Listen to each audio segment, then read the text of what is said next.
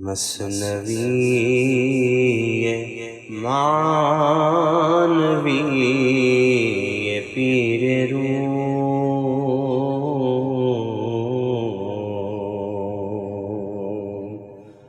مثنوی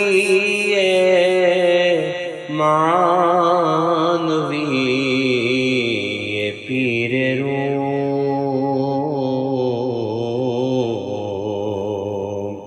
ہست گنج راز عرفان و علوم۔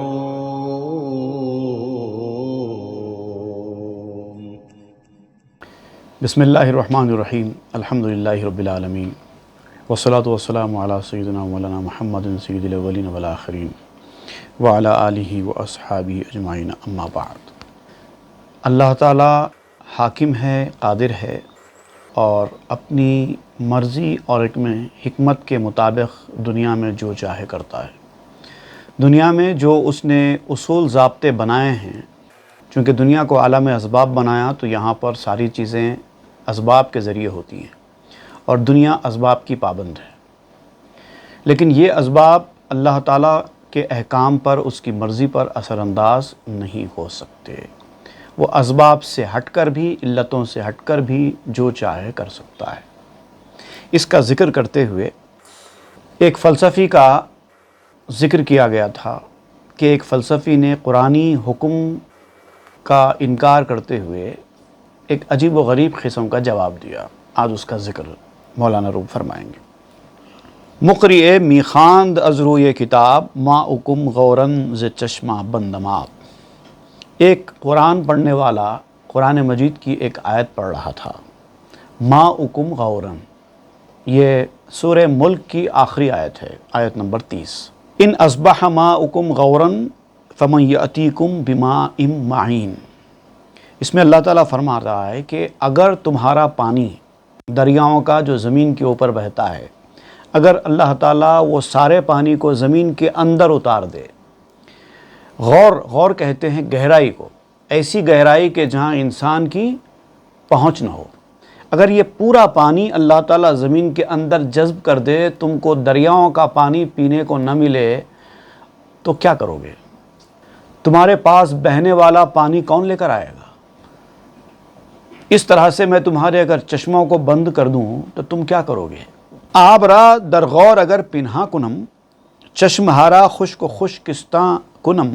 اگر پانی کو گہرائی میں، اتنی گہرائی زمین کی کہ جہاں انسان پہنچ نہ سکے، اگر وہاں پر سارا پانی جذب کر دیا جائے گا اور چشمے خشک ہو جائیں گے، دریا سوکھ جائیں گے، اور بڑے بڑے دریاؤں کو ریگستان بنا دوں، آب را در چشمہ کہہ آرد دیگر، جز منے بے مثل با فضل و خطر۔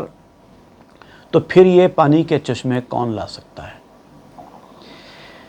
میرے سوا، مجھ بے مثال بڑے اور عظیم ذات کے سوا کون لائے گا؟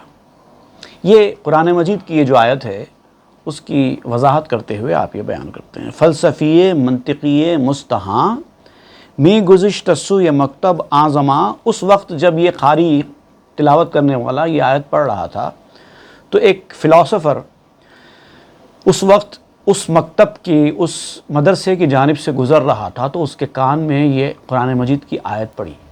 ایک ذلیل قسم کا فلسفی تھا، منطقی تھا، ہر چیز کو لاجک کے اوپر پرکھنا اس کا کام تھا۔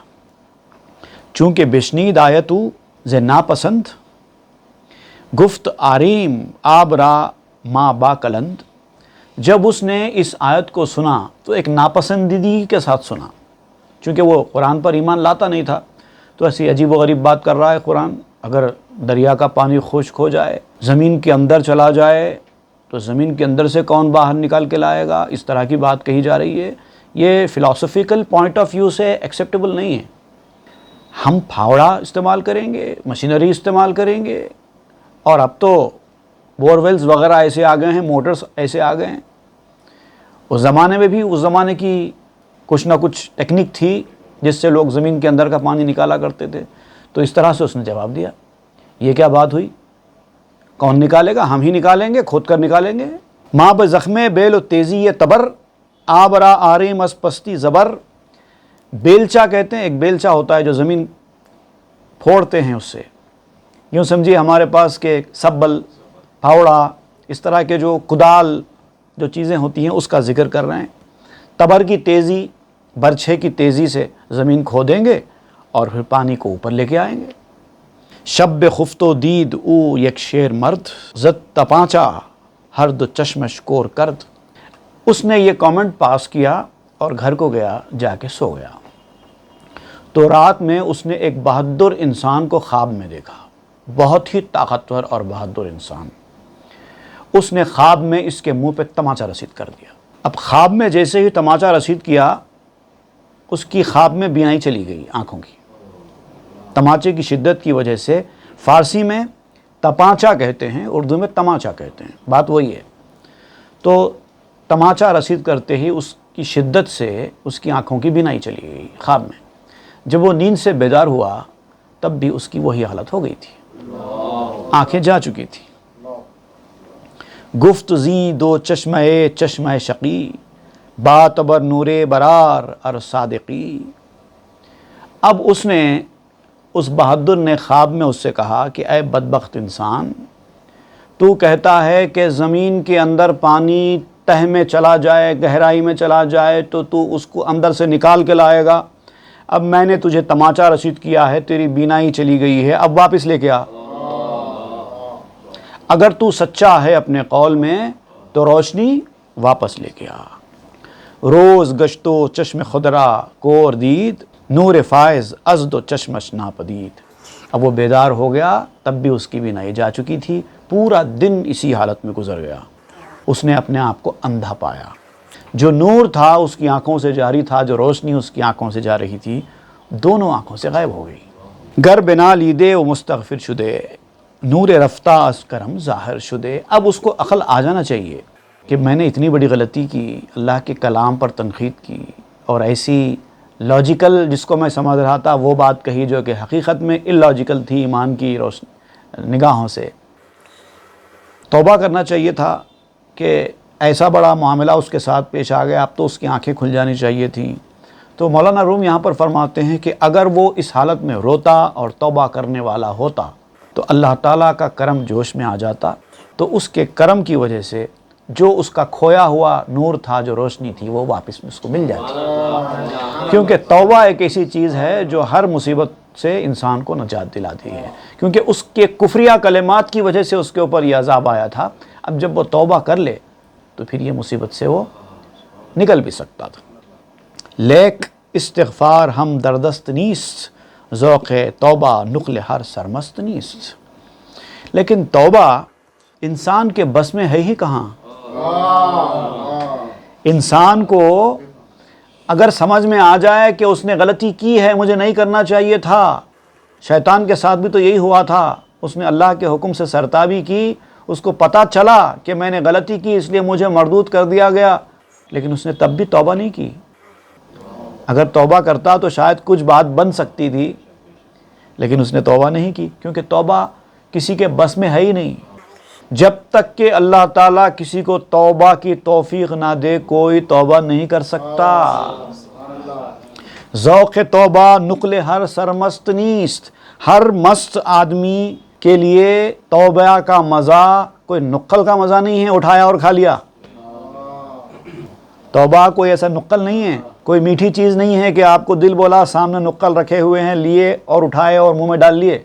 ایسی چیز نہیں ہے توبہ.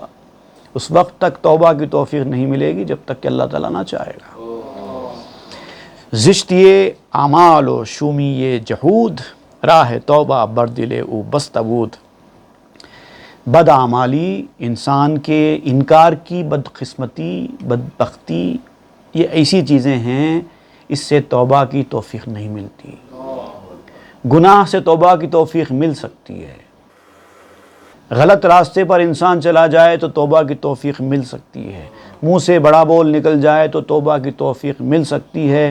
یہاں تک کہ کفر نکل جائے، شرک ہو جائے، تب بھی توبہ کی توفیق مل سکتی ہے. لیکن سرکشی اور انکار، ہٹ دھرمی، ضد، یہ ایسی چیزیں ہیں، اس کے بعد توبہ کی توفیق نہیں ملتی۔ تو اس کی بدبختی اور بدعملی نے توبہ کا دروازہ ہی بند کر دیا۔ دل بے سختی ہم چروئے سنگ گشت، چوں شگافت توبہ آرا بہر کشت۔ جب دل سخت ہو جاتا ہے، ایک ہوتا ہے دل نرم، دل نرم جب ہوتا ہے تو انسان برائی کے راستے پر جانے کے بعد بھی برائی کا راستہ چھوڑ کر پلٹ کر آتا ہے اور اس کے آنکھ میں آنسو آتے ہیں، اپنی بدعمالیوں پر، اپنی برائیوں پر پچھتاتا ہے، توبہ کرتا ہے، آنکھوں میں آنسو آتے ہیں، ندامت ہوتی ہے، شرمندگی ہوتی ہے۔ یہ اس بات کی علامت ہے کہ اس کا دل سخت نہیں ہوا ہے۔ لیکن جب دل سخت ہو جاتا ہے پتھر کی طرح تو پھر کیا ہوتا ہے؟ کھیتی کے لیے وہ دل موزوں نہیں رہتا، کیونکہ کھیتی پتھر کے اوپر نہیں ہوتی۔ زمین نرم ہوگی تو کھیتی ہوگی، اگر دل کی زمین پتھر ہو جائے، پہاڑ بن جائے تو کھیتی نہیں ہو سکتی۔ اگر آپ کھیتی کرنا بھی چاہیں گے پہاڑ کے اوپر تو کچھ نہیں ہو سکتا، جب تک کہ نرمی اس کے اوپر نہ آئے مٹی کی، تب تک ہریالی نہیں آئے گی، جھاڑ نہیں ہوگی۔ چوں شعیب کو کہ تاؤ از دعا، بہر کشتن خاک سعادت کو ہو رہا۔ اب حضرت شعیب علیہ السلام جیسا کوئی کہاں ہے کہ پتھر پہ بھی جھاڑ اگا دے؟ پہاڑ کو بولے کہ مٹی بن جا تو پہاڑ مٹی بن جائے۔ اب آپ یہاں پر ایک حضرت شعیب علیہ السلام کے حوالے سے ایک کرامت، ایک معجزے کا ذکر فرما رہے ہیں، لیکن میں نے بہت تلاش کیا، بہت کتب میں، بہت تحقیقاتی کتب میں نے یہ تلاش کیا کہ شعیب علیہ السلام کے ساتھ یہ واقعہ کہاں اور کیسے پیش آیا تھا کہ آپ نے پتھر سے کہا کہ مٹی بن جا تو مٹی بن گئی اور آپ نے وہاں پر کاشت کی۔ حدیثوں کی کتابوں میں، انبیاء کرام کے قصوں میں کہیں بھی یہ نہیں ملا۔ اب اللہ بہتر جانتا ہے کہ مولانا روم نے یہ واقعہ کہاں سے لیا ہے۔ بہرحال یہ کہ نبی ہیں حضرت شعیب علیہ السلام، تو چونکہ نبی سے کسی بھی قسم کے معجزے کی امید تو ہے، تو ہو سکتا ہے کہ ایسا ہوا ہو اور ہم کو اس کے بارے میں اطلاع نہ ملی ہو، یہ الگ بات ہے۔ بہرحال تو آپ نے حضرت شعیب علیہ السلام کا ذکر کرتے ہوئے کہتے ہیں کہ کوئی شعیب تو ہے نہیں اب کہ مٹی سے گھاس اگا دے، ہم کو گھاس اگانے کے لیے مٹی چاہیے، پتھر رہے گا تو گھاس نہیں اگے گی۔ از نیاز و اعتقاد آن خلیل، گشت ممکن امر صعب مستحیل۔ ہاں، ابراہیم علیہ السلام کا اگر اعتقاد پیدا ہو جائے، ان کی عاجزی انکساری اگر پیدا ہو جائے، ان کی قوت ایمانی، ان کا توکل اگر پیدا ہو جائے، تو پھر آگ میں سے بھی گلزار نکل کے آ سکتا ہے، ورنہ بظاہر ایسا ممکن نہیں ہے۔ سخت ناممکن کام بھی ممکن ہو جانا، اس کے لیے ویسا آدمی چاہیے۔ یا بے دریوزے مقوقس از رسول، سنگ لاخے مزرعے شد با وصول۔ یا پھر مقوقس، یہ مصر کے ایک بادشاہ کا نام ہے۔ حضور صلی اللہ علیہ وسلم نے ایک خط بھیجا تھا اس کے پاس، توحید کا پیام، کہ توحید کا راستہ قبول کرو، جیسا کہ کئی بادشاہوں کے پاس حضور نے روانہ فرمایا تھا۔ تو اس نے یہ درخواست کی تھی کہ آپ ایسا کیجئے، تو حضور نے دعا کی تھی تو وہ ہوا تھا۔ ہم چنی برعکس آن انکار مرد، مسکند ذرہ و صلح را نبرد۔ اسی طرح انسان کا انکار، جب انکار کرتا ہے انسان تو الٹا ہو جاتا ہے معاملہ۔ یہاں تو پتھر پہ جھاڑ نہیں اگ سکتے، ویسا شعیب، ابراہیم، رسول اللہ صلی اللہ علیہ وسلم جیسی شخصیتیں ہوں تو پھر پتھر سے بھی جھاڑ اگ سکتے ہیں۔ عام حالات میں پتھر پہ جھاڑ نہیں اگتے، مٹی پہ جھاڑ اگتے ہیں۔ اب یہاں پر آپ کہتے ہیں کہ اگر انسان سرکشی اور انکار کے راستے پر جائے تو اس کی مٹی بھی پتھر بن جاتی ہے۔ یعنی تانبے کو سونا بنانا یہ ایک فن ہے، بناتی ہے اکسیر مس کو طلا۔ اکسیر اگر کسی کو مل جائے تو وہ تانبے کو سونا بنا دیتی ہے، لیکن تانبا تانبا رہتا ہے، سونا سونا رہتا ہے عام حالات میں، لیکن کسی کی اکسیر تانبے کو سونا بنا دیتی ہے۔ یہاں پر کیا ہے؟ سونا تانبا مر رہا ہے، تو سونے کو تانبا اور صلح کو جنگ بنا دیتی ہے سرکشی۔ کہربائے مسقامت عید ہوا، خاک قابل را کنت سنگ و حسا۔ یہ بد اعتقادی اور ایمان کی کمزوری की पुकार, दुआ कहते हैं पुकारने को, बद एतखादी की पुकार जब आती है तो हर चीज़ मस्ख हो जाती है। कोहरबाए मस्ख आमद ई दुआ खा के काबिल रा कुनत संगो हसा। ये बद एतखादी, ये ईमान की कमज़ोरी, ये इनकार, ये सरकशी एक ऐसी चीज़ है जो मस्ख को बुलाती है। मस्ख कहते हैं किसी भी चीज़ को बर्बाद करके एकदम, जैसे लाश ज़मीन के अंदर जब जाती है तो एक टाइम के बाद मस्ख हो जाती है, उसको कहते हैं मस्ख। तो बद एतखादी, सरकशी, इनकार, जहूद, ये ऐसी चीज़ें हैं जो मस्ख करने के कोहरबा है। यानी जैसे कोहरबा कहते हैं मैग्नेटिक पावर, इलेक्ट्रिसिटी किसी को खींचने वाली, उसको खींच के लाती है, जो खेती के काबिल ज़मीन को पत्थर बना देती है। जो पत्थर है सो तो पत्थर है, लेकिन जो खेती के काबिल ज़मीन है, ज़रख़ेज़ ज़मीन है, उसको भी पत्थर बना देती है। हर दिलेरा सजदा हम दस्तूर नीस्त, मुज़द रहमत किस्म हर मज़दूर नीस्त। हर दिल को मगर सजदा करने की इजाज़त नहीं है। अल्लाह के सामने झुकने की इजाज़त भी हर दिल को नहीं मिलती।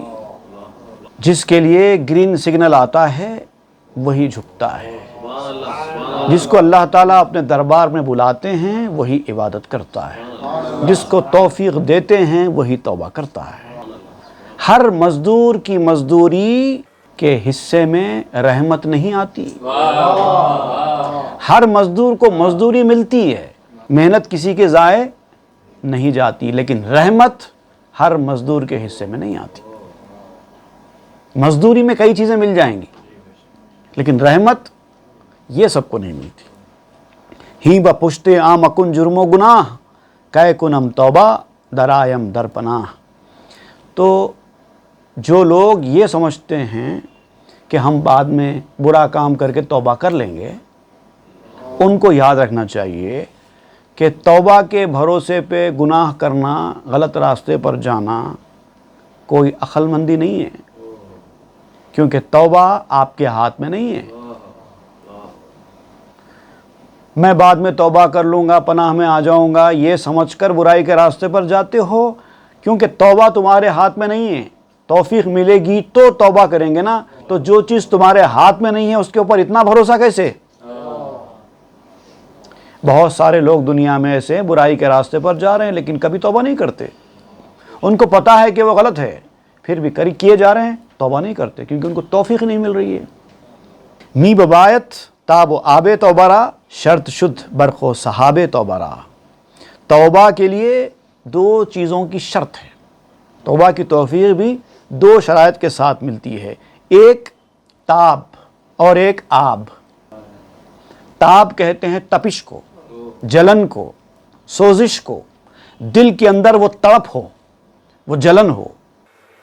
और आब कहते हैं पानी, आँखों में पानी हो, दिल में जलन हो, आँखों में पानी हो। जब ये दो चीज़ें होंगी तो तौबा की तौफीक मिलेगी। शर्त शुद्ध बरखो सहाबे तौबरा। तौबा के लिए शर्त है बरख और सहाब। बरख कहते हैं बिजली को, सहाब कहते हैं बादल को। बिजली की कड़क, दिल के अंदर जो तपिश जलन है, उससे आप बिजली की कड़क की तरफ तशबीह दे रहे हैं।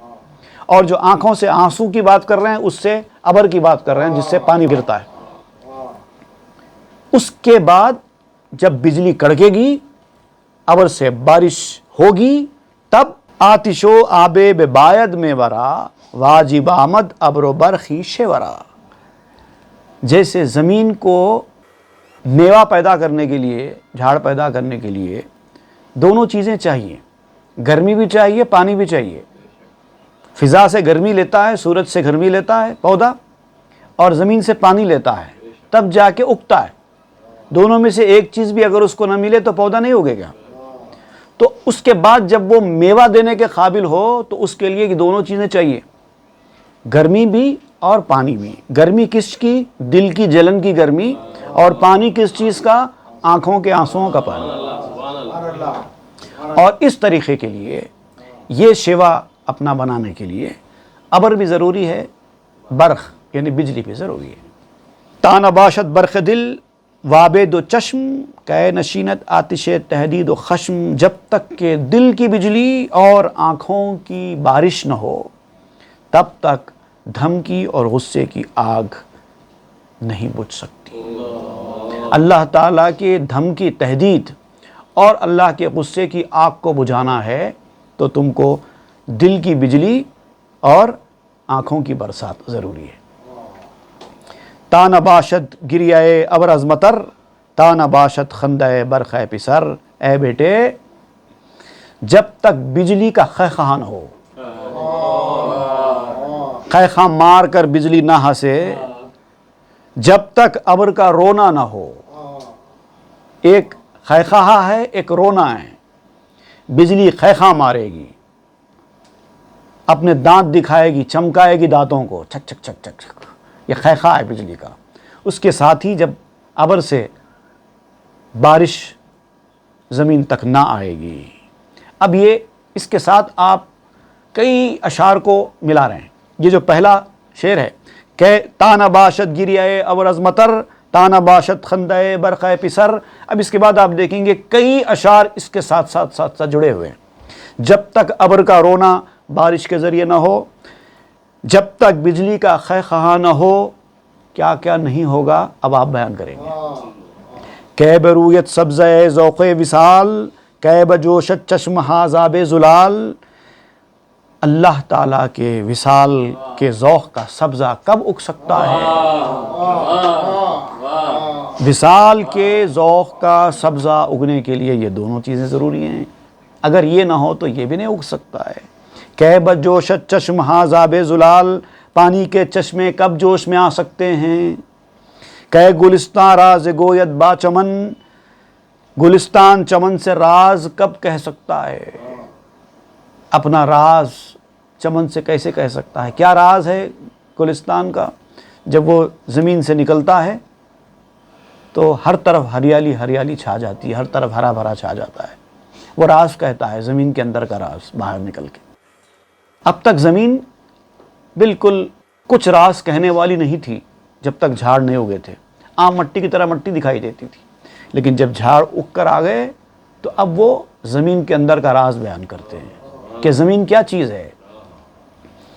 کہ بنفشا عہد بندت با سمن، بنفشا اور سمن یہ دونوں کی دوستی کیسے ہو سکتی ہے؟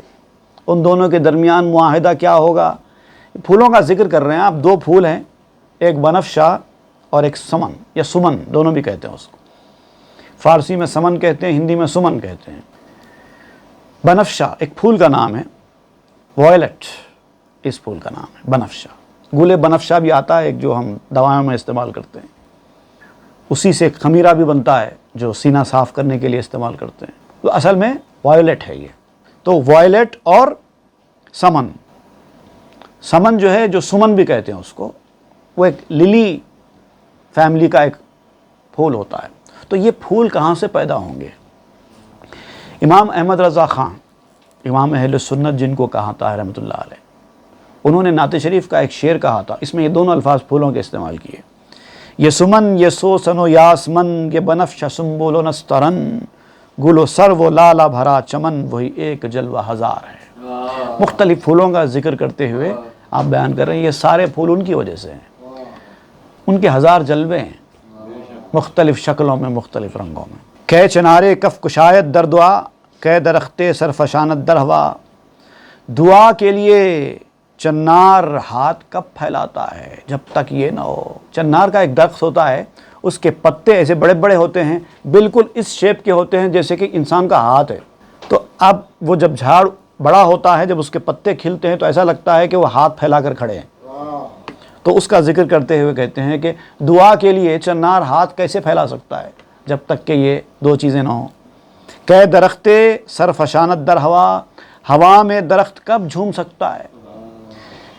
بجلی چمکے گی، ابر سے پانی گرے گا، زمین تر و تازہ ہوگی تو پھول بھی کھلیں گے، میوے بھی کھلیں گے، سب ہوں گے، خوبصورت مناظر اسی سے ہوں گے۔ اور پھر زمین بھی پتھریلی نہ ہو، یہ بھی شرط ہے۔ کہ شگوفہ آستین پرنثار، برفشاندن گیرد ایام بہار، آستین پرنثار فارسی میں نثار کہتے ہیں، ہمارے پاس اردو میں نثار کہتے ہیں۔ نثار ہونے والی آستین شگوفوں سے کیسے بھر سکتی ہے؟ موسم بہار میں یہ کیسے ہر طرف ہرا بھرا اور پھولوں سے بھرا ہوا ماحول پیدا ہو سکتا ہے؟ کچھ نہیں ہو سکتا۔ دیکھیے، آپ جو تشبیہ دیتے ہوئے سمجھاتے ہیں، ایک تو یہ ہے کہ دل کی زمین نرم ہو، پتھریلی زمین پہ تو کچھ نہیں ہوگا، اس کے بعد پھر دوسرے بجلی چمکے اور بادل برسے، پھر وہ زمین میں آئے، زمین میں وہ پانی جذب ہو، اس کے بعد یہ سارے نظارے ہوں گے۔ کہ فروزد لالا را رخ ہمچو خون، کہ گلسکی سا برارت زربروں، خون جیسے رنگ سے لالا، لالا ایک پھول ہوتا ہے جو لال لال ہوتا ہے، ایک دم خون جیسے رنگ، چہرے کو کب دمکاتا ہے۔ پرانے زمانے میں لوگ اپنے چہرے کے اندر لالی لانے کے لیے وہ لالا پھول کا استعمال کرتے تھے، اپنے چہرے پہ ملتے تھے تو چہرہ لال لال ہو جاتا تھا اور چہرے چمکتے تھے۔ تو اگر یہ لالا کھلے گا ہی نہیں تو کسی کے چہرے کہاں سے دمکیں گے؟ کہ گلس کیسا برارت زربروں، پھول تھیلی سے پھول کا زیرہ کب نکال سکتا ہے؟ پھول جب کھلتا ہے تو اس کے اندر ایک باریک باریک باریک باریک خوبصورت ایک چھوٹے چھوٹے دانے نکل آتے ہیں، اس کو کہتے ہیں پھول کا زیرہ، وہ بھی نہیں نکلتا ہے۔ کہ بے آیت بلبلو گلبو کند، کہ چو طالب فاختہ کوکو کند، اگر ایسا ہرا بھرا ماحول ہی نہ ہو، گلشن ہی نہ ہو، تو پھول ہی پیدا نہ ہو تو بلبل آئے گا کیوں؟ پھول سونگے گا کیسے؟ شہد کی مکھی پھول پر بیٹھے گی کیسے؟ آپ کو شہد کھانے کو ملے گا کیسے؟ کہ چو طالب فاختہ کو کو کنت، اور پھر فاختہ بیٹھ کر جھاڑوں پہ کو کو کیسے کرے گا؟ وہ خوبصورت آواز آپ کو کہاں سے سنائی دے گی؟ اگر ہرا بھرا ماحول ہی ختم ہو جائے، چمن اور گلزار اور جھاڑ ہی ختم ہو جائیں تو آپ دیکھیں گے پرندے غائب ہو جاتے ہیں۔ وہ جو خوبصورت آواز ہے صبح کے وقت کی پرندوں کی چہچہانے کی، وہ آپ محروم ہو جائیں گے اس سے۔ اور پھر فاختے کے بارے میں جو کہا جاتا ہے، فاختہ کہتا ہے کو کو کو کو، تو دراصل یہ کو کیا ہے؟ ایسا سمجھا جاتا ہے کہ فاختہ اپنے محبوب کو پکارتا ہے، کہاں ہے کہاں ہے کہاں ہے، کو سے وہ مراد لیا جاتا ہے۔ کہ بے گویت لک لکاں لک لک بے جاں، لک چے باشد ملک لک یا مستعان۔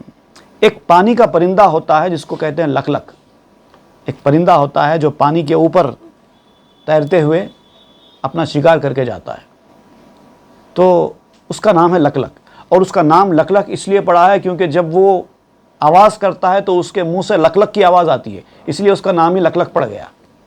تو آپ کہتے ہیں کہ لک لک دل و جان سے لک لک ہی کہاں سے کہہ سکتا ہے؟ اگر بارش نہ ہو، پانی ہی نہ ہو تو اس کا لک لک کہنا پانی برسنے پر موقوف ہے، پانی جمع ہونے پر موقوف ہے۔ لک چے باشد ملک لک یا مستعان، یہ لک لک کیا ہے؟ اس کی کوئی اہمیت ہی نہیں ہے۔ اصل میں وہ جو پرندہ ہے جو لک لک ہے، جس کا نام لک لک رکھ دیا گیا ہے، جو لک لک کرتا ہے، وہ اصل میں لک لک عربی زبان کا لکھا کہتا ہے۔ ملک لک، ساری حکمرانی تیری ہے، اے خدا، اے خدا، ساری حکمرانی، سارا ملک، ساری حکومت، سب کچھ تیرا ہے۔ لکا عربی زبان کا لفظ ہے لکا، یہ وہ لکا ہے کہتے ہیں۔ سبحان ربی لک الملک لک الحمد لک الامر، یہ ساری چیزیں ہیں۔ سبحان ربی لک الملک ولک الحمد انت علی کل شیء قدیر، ایک دعا پڑھی جاتی ہے۔ سب تیرے ہیں، تو یہ سب تیرے ہیں، سب تیرے ہیں، یہ سب تیرا ہے، یہ کہتا ہے وہ لک لک، وہ اصل میں یہ لک لک ہے۔ کہ نمایت خاک اسرار ضمیر، کہ شود چو آسماں بستاں منیر، زمین اپنے دل کے راز کیسے ظاہر کرتی؟ یہ بارش ہونے سے ہی ہے۔ زمین کی ساری خوبصورتی، سارے کمالات بارش کی وجہ سے ہی ہے۔ اور زمین کوئی معمولی چیز نہیں ہے، بظاہر تو مٹی ہے صرف، لیکن دیکھیں زمین کے اندر سے کیا کیا نکل رہا ہے۔ خالی پھول پھل ہی نہیں ہیں، بلکہ آپ غور کریں گے تو ایک سے ایک چیز، اور صرف پھول بھی صرف ایک پھول نہیں ہے، پھول میں خود ہزاروں قسم کے پھول ہیں، میووں میں ہزاروں قسم کے میوے ہیں، پتوں میں ہزاروں قسم کے پتے ہیں، اسی زمین میں سے آ رہے ہیں۔ مرزا غالب کا ایک شعر ہے، سب کہاں کچھ لالو گل میں نمایاں ہو گئی، خاک میں کیا صورتیں ہوں گی کہ پنہاں ہو گئی۔ کتنے لوگ زمین کے اندر دفن ہو گئے، کیسے کیسے لوگ دفن ہو گئے کہ اب ان سب کا تو ذکر ہی کیا ہے۔ کچھ لوگ ایسے ہیں ان کی خصوصیتیں، ان کے کمالات پھول اور پھلوں کی شکل میں ظاہر ہو گئی۔ یہ مرزا غالب کا خیال ہے۔ تو یہ جو راز ہے زمین کے اندر کے، یہ ظاہر نہیں ہوتے تھے اگر بارش نہ ہوتی تھی۔ کہ شود چو آسماں بستاں منیر، یہ باغ آسمان جیسا روشن کب ہوتا۔ اس کجا آوردان دی ہلہا، من کریم من رحیم کلہا۔ یہ جو کپڑے ہیں، لباس ہیں، پوشاکیں ہیں، ہر ایک پوشاک ہے نا اپنی مختلف ڈریسز ہیں۔ یہ پھولوں کا ایک ڈریس ہے، پتوں کا ایک ڈریس ہے، کوئی ایک کلر کا ہے، کوئی ایک کلر کا ہے۔ یہ جو خوبصورت پوشاکیں ہیں، یہ لوگ لائے کہاں سے ہیں؟ ٹماٹے لال لال ہو گئے ہیں، بھیڑی ہری ہری ہو گئی ہے، سیتافل کا ایک کلر ہے، موز کا پیلا کلر ہے۔ یہ مختلف رنگوں کے پھل، مختلف رنگوں کی سبزیاں، مختلف رنگوں کے پھول، یہ لباسوں کی طرح ہے۔ تو یہ لوگ یہ رنگ لباسوں کے لائے کہاں سے ہیں؟ اسی زمین کے اندر سے۔ تو یہ زمین کے اندر آئے کہاں سے ہیں؟ من کریم من رحیم کلہا، یہ کریم اور رحیم کی جانب سے آئے ہیں۔ آ لطافت ہا نشان شاہدیس، ای نشاں ہا پائے مرد عابدیست۔ یہ جو پاکیزگیاں ہیں، یہ سب اس کی نشانیاں ہیں۔ یہ نشانیاں کافر کے لیے کچھ بھی نہیں ہیں، اور اللہ کی عبادت کرنے والے کے لیے مددگار ہیں، اس کے ایمان میں اضافے کا موجب بنتی ہے۔ آ شوت شاد از نشاں کو دیدہ شاہ، چو ندی دورا نباشد انتباہ۔ اور نشانی دیکھنے کے بعد وہ خوش ہوتا ہے جو اس بادشاہ کو دیکھا ہوا ہو۔ اگر آپ کسی کو دیکھے ہوئے ہیں تو اس کی نشانی دیکھتے ہی وہ یاد آ جاتا ہے۔ اگر اس کو دیکھے ہوئے ہی نہیں ہیں تو نشانی دیکھنے سے کیا فرق پڑے گا؟ کچھ فرق نہیں پڑتا ہے۔ روح آکس کو بہنگام الست، دید رب خیش شد بے ہوش و مست۔ اس شخص کی روح جس نے اس الست کے زمانے میں، جس وقت اللہ تعالیٰ نے پوچھا تھا کیا میں تمہارا رب نہیں ہوں، اس وقت اس نے اپنے رب کو دیکھا اور اس میں مست اور بے خود ہوا، تو وہ شخص پہچان سکتا ہے اس کی نشانیوں کو۔ او شناست بوئے میں کومی خورد، چون خوردو میں چے دانت بوئے کرد۔ جو شراب کی بو کو پہچانتا ہے وہی جو شراب پیا ہوا ہے۔ اس میں بھی شراب کا سا مزہ آ رہا ہے، کہتا ہے وہی آدمی جو پیا ہوا ہے۔ یہ بو شراب کی سی ہے، وہی آدمی کہہ سکتا ہے جو شراب کے قریب گیا ہوا ہے۔ جب اس نے شراب پی ہی نہیں، وہ شراب کے قریب گیا ہی نہیں، تو اس کو کیا پتا کہ شراب کی بو کیا چیز ہے۔ ایک مزیدار چھوٹا سا واقعہ میں آپ کو اس موقع پر سناتا ہوں کہ ایک بزرگ ہوا کرتے تھے، ان کے سامنے کوئی اور صاحب آئے، بات کرنے لگے تو ان کے منہ سے بدبو آنا شروع ہو گئی۔ وہ ایک خاص قسم کا زردہ کھاتے تھے، تو وہ زردے کی بو جب وہ بات کر رہے تھے تو اس بزرگ کے ناک تک پہنچ گئی۔ تو ان کو غصے میں آ گئے اور کہنے لگے کہ نالائق بیہودے، میرے سامنے شراب پی کر آتا ہے۔ اب اس نے کہا کہ حضرت میں نے شراب نہیں پی ہے، ایک خاص قسم کا زردہ ہے جو میں نے کھایا ہے، اس کی بو آ رہی ہے۔ تو دیکھیے، کیونکہ ان کو پتہ نہیں ہے شراب کی بو کیا ہوتی ہے، یہ ہر بدبو کو شراب کی بو سمجھ رہے تھے۔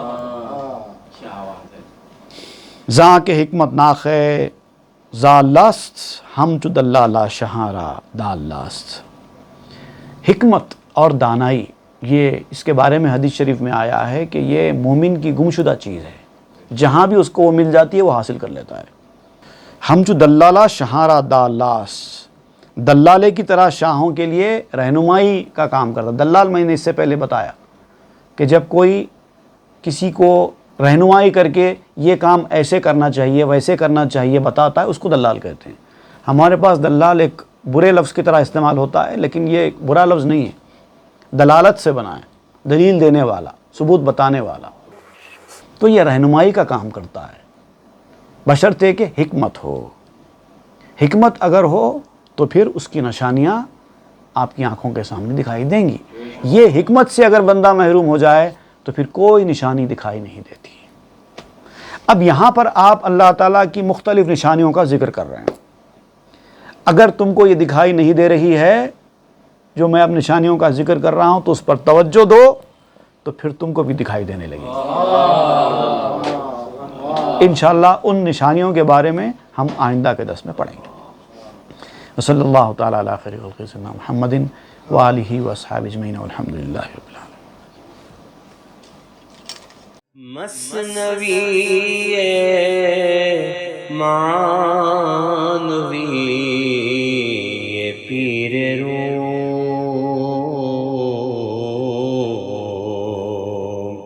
ہست گنج راز عرفان